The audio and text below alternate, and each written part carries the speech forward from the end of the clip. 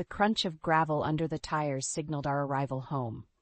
Hank and I had just returned from a blissful week-long anniversary trip, and I was eager to settle back into our peaceful suburban life in Ohio. As we stepped out of the car, a strange noise from inside the house made me pause. "Hank, did you hear that? Maybe there's someone in the house," I asked, my voice laced with anxiety.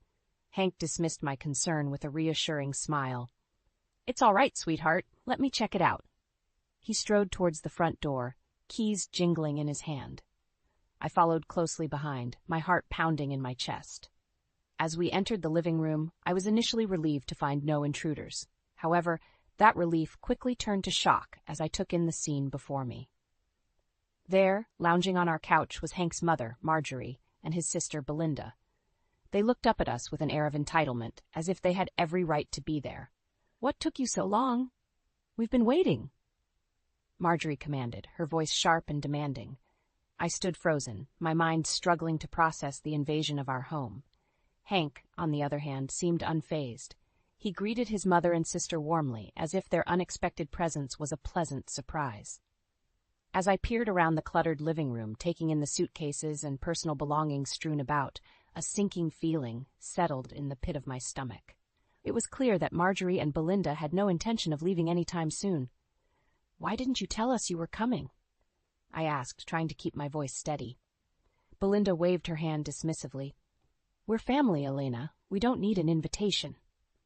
I bristled at her casual disregard for our privacy. Hank, sensing my discomfort, placed a hand on my shoulder. "It's okay, honey. They're just here for a little visit." But as I looked into Marjorie's calculating eyes and Belinda's smug expression, I knew this was more than a simple visit.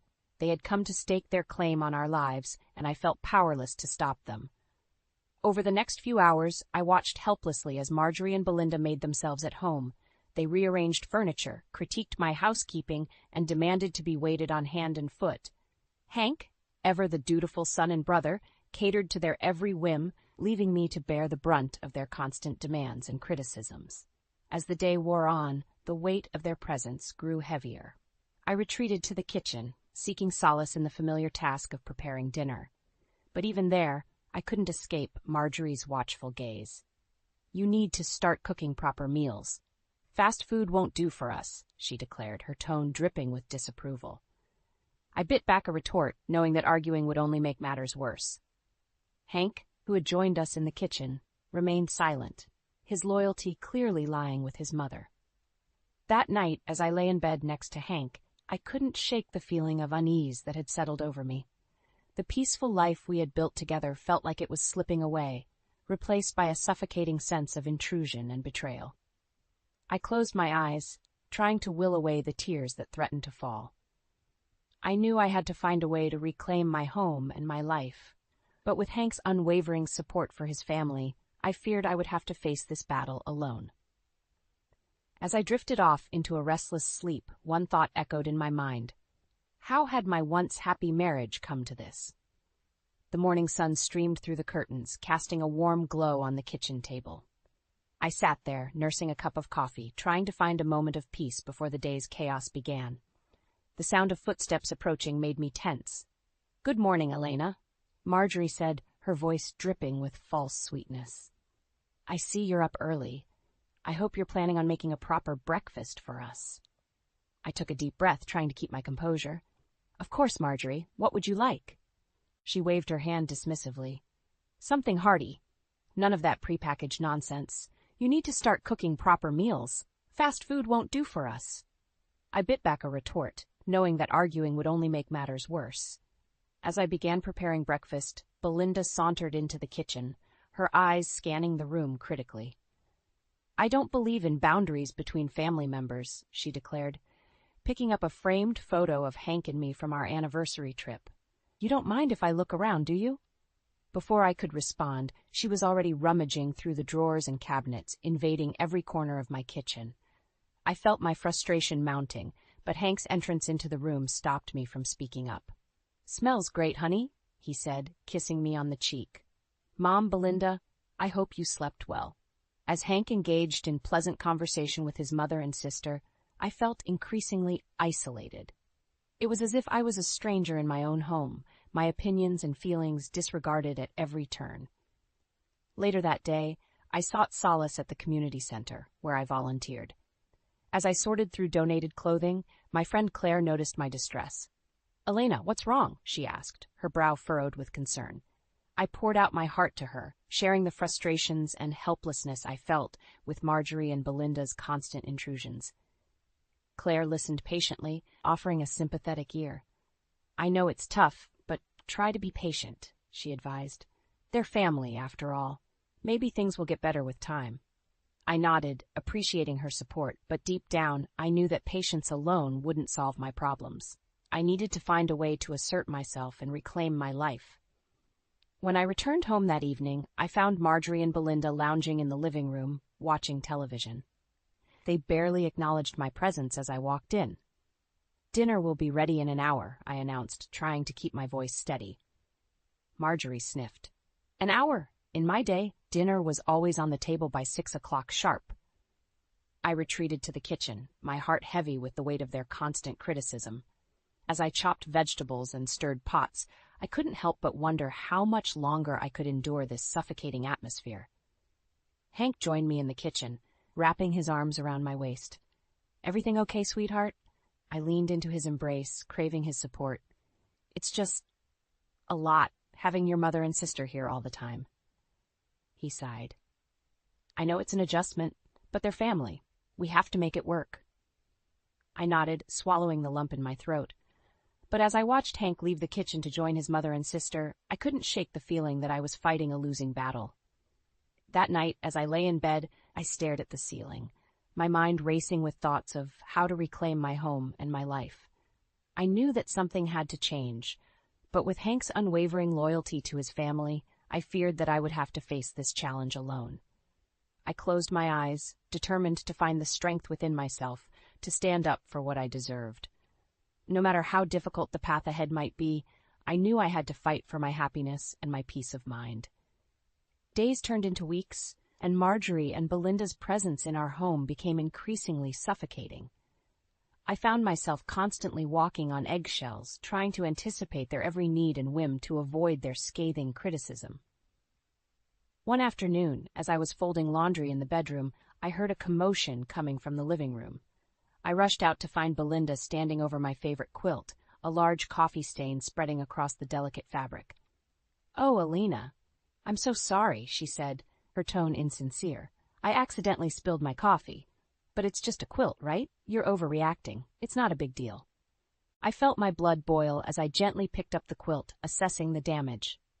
This quilt had been a gift from my grandmother, a cherished family heirloom. Belinda's casual dismissal of its importance cut me to the core. As I carried the quilt to the kitchen sink, trying to salvage it, I noticed that the drawers and cabinets had been rummaged through. My personal belongings were strewn about, as if someone had been snooping. I confronted Belinda, my voice shaking with anger. "Have you been going through my things?" She shrugged, a smirk playing on her lips. "I was just looking for a coaster. You really should keep your house more organized, Elena." I felt my frustration reaching a boiling point. I had tolerated their intrusions and disrespect for too long. It was time to take a stand. That evening, as Hank and I prepared for bed, I finally found the courage to speak up. "Hank, I can't live like this anymore. Your mother and sister are invading every part of our life. They have to leave." Hank's eyes narrowed, his voice cold. "They're family, Elena. If you can't handle that, maybe you're the one who should go." His words hit me like a punch to the gut. I had always known that Hank prioritized his mother and sister's needs above mine, but to hear him say it so bluntly shattered my heart. I lay awake that night, tears streaming down my face as I realized the gravity of the situation. My own husband had chosen his toxic family over me, leaving me to face this battle alone.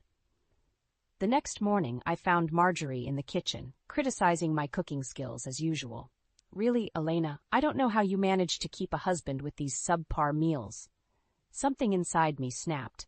I slammed the spatula down on the counter, my voice trembling with rage. "Enough, Marjorie. I have had enough of your constant belittling and disrespect. This is my home, and I deserve to be treated with kindness and dignity." Marjorie's eyes widened in shock, unused to being challenged. "How dare you speak to me like that? I am the matriarch of this family, and you will show me the respect I deserve." I stood my ground, my voice growing stronger. "Respect is earned, Marjorie, and you have done nothing to earn mine. You have invaded my home, criticized my every move, and turned my husband against me.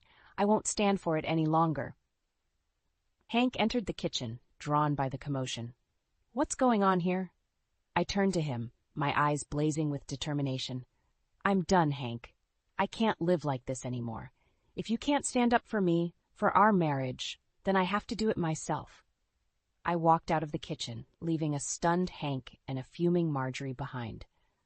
I knew that this was just the beginning of a long and difficult journey, but I also knew that I had to fight for my own happiness and peace of mind. As I packed a bag, tears streaming down my face, I felt a sense of both sorrow and liberation. I was leaving behind the life I had built with Hank, but I was also taking the first step towards reclaiming my identity and my self-worth. I didn't know what the future held, but I knew that I had to be strong, I had to be brave, and most importantly, I had to be true to myself. With a heavy heart and a small suitcase in hand, I arrived at my sister's home in a nearby town. Claire, my lifelong friend and confidante, greeted me at the door with open arms and a sympathetic smile. "Oh, Elena," she said, pulling me into a tight embrace. "I'm so sorry you're going through this. You deserve so much better." As we settled into her cozy living room, I poured out my heart to Claire, sharing the pain and betrayal I had endured at the hands of Hank and his family. She listened intently, her brow furrowed with concern. "You deserve respect, not this torment," Claire said, her voice firm with conviction. "You've given so much to your marriage, to Hank. It's time to focus on yourself and your own happiness." Her words struck a chord deep within me.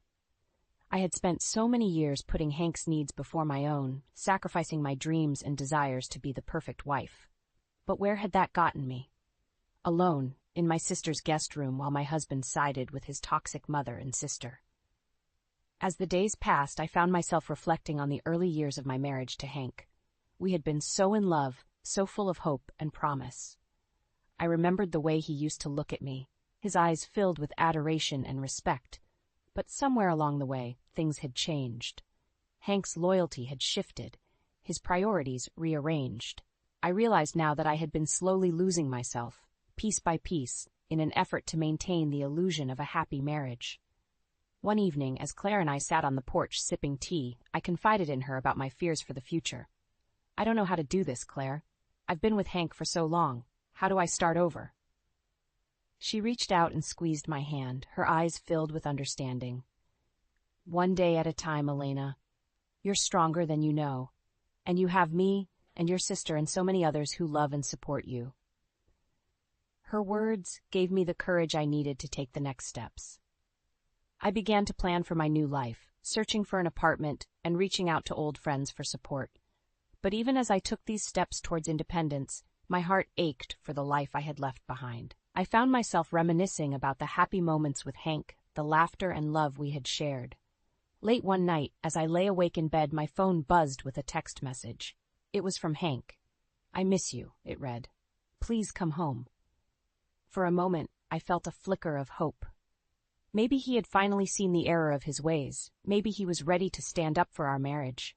But as quickly as the hope had come, it was extinguished by the memory of his cold words, his unwavering loyalty to his mother and sister. I knew that going back would only lead to more pain, more heartbreak. With a heavy sigh, I typed out a response. "I'm sorry, Hank, but I can't live like that anymore. I need to do what's best for me." Hitting send, I felt a mixture of sadness and relief wash over me. I knew that the road ahead would be difficult, that there would be moments of doubt and loneliness. But I also knew that I was taking the first steps towards reclaiming my life, my identity. I had spent so long living for others, putting their needs before my own. It was time to focus on my own happiness, my own dreams. As I drifted off to sleep that night, I felt a sense of peace settle over me. I knew that the journey ahead would be challenging, but I also knew that I had the strength and resilience to weather any storm. And with the support of my loved ones, I knew that I could build a new life for myself, one filled with joy, purpose, and the respect I deserved. Weeks turned into months as I settled into my new life in a small apartment across town. The space was modest, but it was mine. A sanctuary free from the constant criticism and intrusion that had plagued me in my former home. I threw myself into decorating the apartment, choosing colors and furnishings that brought me joy. It was a small act of reclaiming my identity, of creating a space that reflected who I was and what I valued. But even as I found solace in my new surroundings, the ghosts of my past lingered. Memories of my life with Hank, both good and bad, seemed to lurk around every corner. One evening, as I was unpacking a box of old photographs, my phone rang. I glanced at the screen, my heart skipping a beat when I saw Hank's name. "Hello?" I answered tentatively. "Elena." Hank's voice was strained. "Mom and Belinda say they miss you. You need to apologize and come back." I felt a surge of anger at his words. After everything I had endured, he still couldn't see the pain his family had caused me. "I'm not coming back, Hank," I said firmly. "I deserve better than the way they treated me, the way you allowed them to treat me." There was a long pause on the other end of the line. "I don't know what you want me to say, Elena. They're my family." "And I was your wife," I countered, my voice cracking with emotion, "but that didn't seem to matter when they were making my life a living hell." Hank sighed heavily. "I'm sorry, Elena. I really am, but I can't change who they are." I closed my eyes, realizing that this was the closure I needed. Hank would never stand up for me, never prioritize our marriage over his toxic family dynamics. "Goodbye, Hank," I said softly, ending the call before he could respond. In the days that followed, I threw myself into my new life with renewed determination. I volunteered at the community center, finding fulfillment in helping others navigate their own challenges. But just as I was beginning to find my footing, I received a devastating blow. A thick envelope arrived in the mail, bearing the return address of Hank's lawyer. With trembling hands, I opened it to find divorce papers, cold and impersonal in their legal jargon. I knew our separation had been leading to this moment, but seeing it in black and white still took my breath away. Tears blurred my vision as I signed the papers, officially ending the marriage I had once believed would last a lifetime. As I struggled to come to terms with this new reality, I received another shock. Claire called me one evening, her voice tight with concern. "Elena, I hate to be the one to tell you this," she began hesitantly, "but I saw Hank out with another woman today. They looked close." I felt as though I had been punched in the gut. The ink was barely dry on our divorce papers, and Hank had already moved on. In the days that followed, I learned more about Hank's new girlfriend, Clara. She was younger than me, in her early 50s, with a successful career and a confident air about her. I couldn't help but compare myself to her, feeling the sting of inadequacy. Had I been so easily replaced? Was our decades-long marriage so meaningless to Hank? But even as I grappled with the pain of Hank's betrayal, I refused to let it break me. I had come too far, fought too hard for my independence to let this setback derail me. With a renewed sense of determination, I focused on my own healing and growth. I knew that the road ahead would be challenging, but I also knew that I had the strength to weather any storm. I was no longer the woman who had allowed herself to be diminished and disrespected. I was Elena, a survivor, a fighter, and a woman who knew her own worth, and I would never let anyone take that away from me again. The annual neighborhood block party was in full swing, the air filled with the aroma of barbecue and the laughter of children playing. I had debated whether to attend, knowing that Hank and his family would likely be there, but Claire had convinced me that I couldn't hide away forever. As I navigated the crowded street, I spotted Marjorie and Belinda huddled together, their eyes narrowing as they caught sight of me. I took a deep breath, steeling myself for the inevitable confrontation. Well, look who decided to show up," Marjorie sneered as I approached. "I'm surprised you had the nerve to come, after the way you abandoned your family." I felt my cheeks flush with anger, but I refused to let her see how much her words stung. "I didn't abandon anyone, Marjorie. I left a toxic situation that was destroying me," Belinda scoffed. "You're just selfish, Elena. You couldn't handle a little bit of family drama, so you ran away like a coward." I opened my mouth to respond, but before I could, a familiar figure appeared at Marjorie's side. It was Clara, Hank's new girlfriend, her arm linked possessively through his. It's no wonder Hank found someone new, Marjorie said, her voice dripping with disdain. You're a quitter, Elena. You didn't have the strength to make your marriage work. I felt as though I had been slapped. The sight of Clara standing there, a smug smile on her face, was like salt in an open wound. But as I stood there, facing the people who had caused me so much pain, something inside me snapped. I was done being a victim, done letting them control the narrative of my life. I squared my shoulders, looking Marjorie directly in the eye. You want to talk about family values, Marjorie? About loyalty and commitment? Then let's talk about what you did to your own sister. Marjorie's face paled, her eyes widening in shock. I don't know what you're talking about, she sputtered. But I could see the fear in her eyes, the realization that her carefully crafted facade was about to crumble. You preached about the importance of family, but you betrayed your own flesh and blood, I said, my voice growing stronger with each word. You stole your sister's inheritance, leaving her penniless and alone. And then you had the audacity to cut her out of your life when she needed you most. Belinda gasped, her hand flying to her mouth. Hank looked stunned, his eyes darting between his mother and me. That's not true, Marjorie said weakly, but her voice lacked conviction. I shook my head. It is true, and you know it. You're not the paragon of virtue you pretend to be, Marjorie. You're a hypocrite and a liar. I could feel the eyes of the other partygoers on us, the whispers and murmurs growing louder with each revelation. But I didn't care. For the first time in years, I felt truly empowered.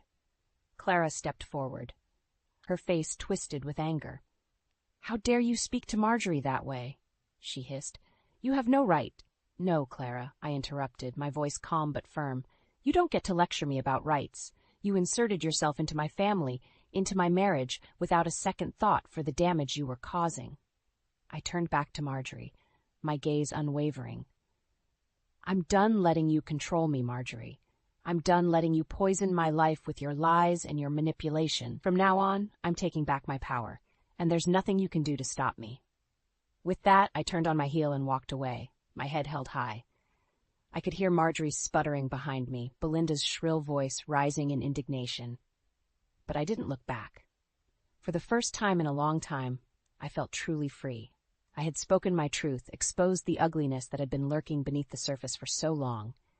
And in doing so, I had taken the first step towards reclaiming my life and my happiness. There would be more battles to come, more obstacles to overcome. But I knew now that I had the strength to face them head-on. I was no longer the meek, submissive wife who had let others dictate her fate. I was Elena, a woman who knew her own worth and refused to settle for anything less than she deserved. In the weeks following the confrontation at the block party, I threw myself into my new life with a renewed sense of purpose. I volunteered more at the community center, taking on additional responsibilities and spearheading new projects. It was there that I found a sense of belonging and fulfillment that had been missing from my life for so long. The other volunteers, many of them women my age who had faced their own challenges and triumphs, became a source of strength and support. One afternoon, as I was sorting through donated books for the center's library, I heard a familiar voice behind me. I turned to see Clara, Hank's girlfriend, standing in the doorway. "What are you doing here?" I asked, my voice wary. Clara stepped into the room, her eyes downcast. "I needed to talk to you, Elena, privately." I hesitated for a moment, then nodded, gesturing for her to sit down. Clara perched on the edge of a chair, her hands twisting nervously in her lap.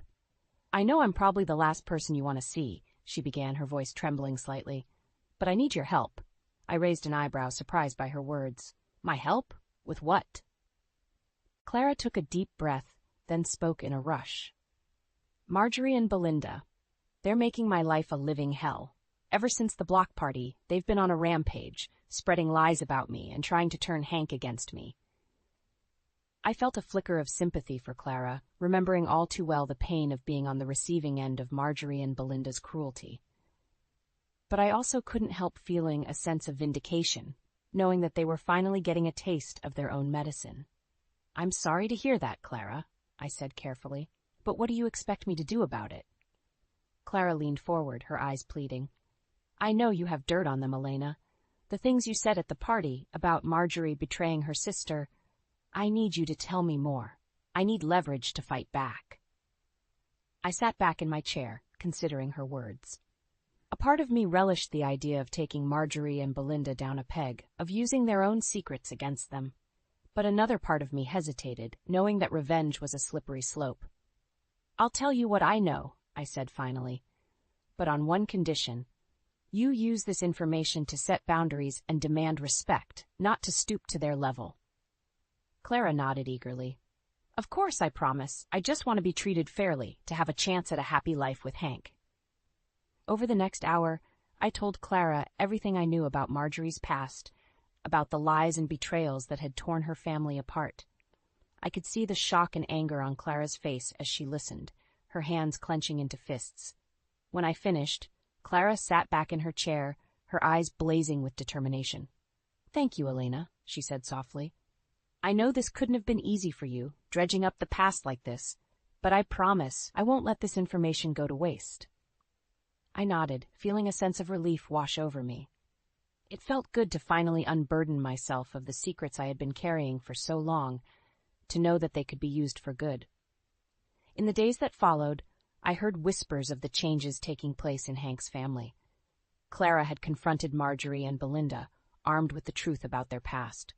She had demanded respect and set clear boundaries, refusing to be bullied or manipulated any longer. And to my surprise, it seemed to be working.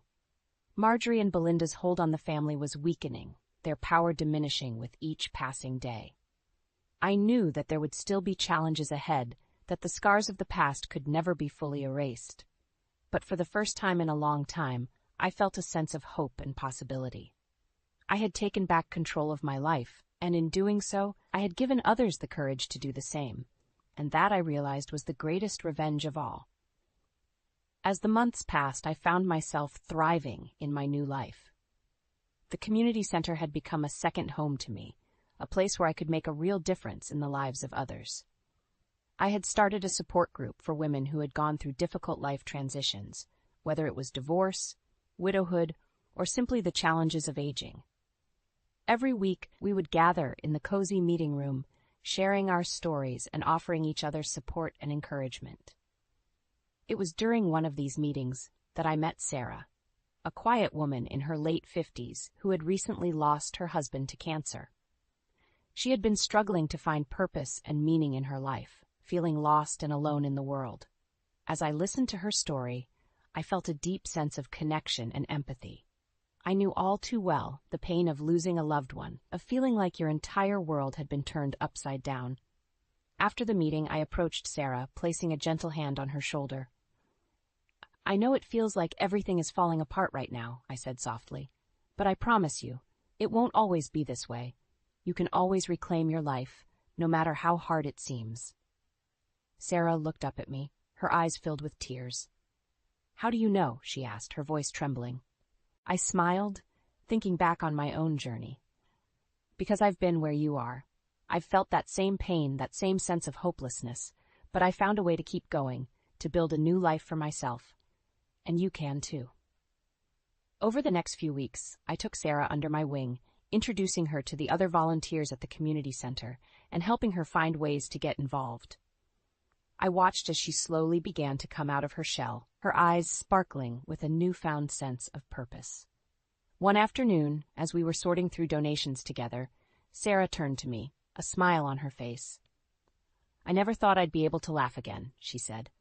"But being here, with all of you, it's given me a reason to keep going." I felt a surge of pride and happiness, knowing that I had played a small part in Sarah's healing. It was moments like these that made all the struggles and challenges of the past year worth it. As I continued to immerse myself in my community work, I found that my own wounds were slowly beginning to heal as well. The pain of my divorce and the betrayal of my former family would always be a part of me, but it no longer defined me. I had found a new sense of purpose and identity, one that was rooted in service and compassion. I had surrounded myself with people who lifted me up and supported me, rather than tearing me down. Even my relationship with Clara had begun to evolve. We would never be close friends, but we had found a way to coexist peacefully, united in our determination to set boundaries and demand respect. I knew that Hank was still struggling to come to terms with the changes in his life, but I no longer felt responsible for his happiness. I had learned the hard way that I couldn't control other people's actions or choices, but I could control my own. And so, as I looked out at the smiling faces of the women in my support group, I felt a deep sense of gratitude and contentment. I had come so far from the broken, defeated woman I had been just a year ago. I had reclaimed my life, my identity, and my sense of self-worth. I had found a way to turn my pain into purpose, to use my experiences to help others. And as I stood there, surrounded by the warmth and love of my new community, I knew that I had finally found my place in the world. I was no longer just surviving, but truly thriving.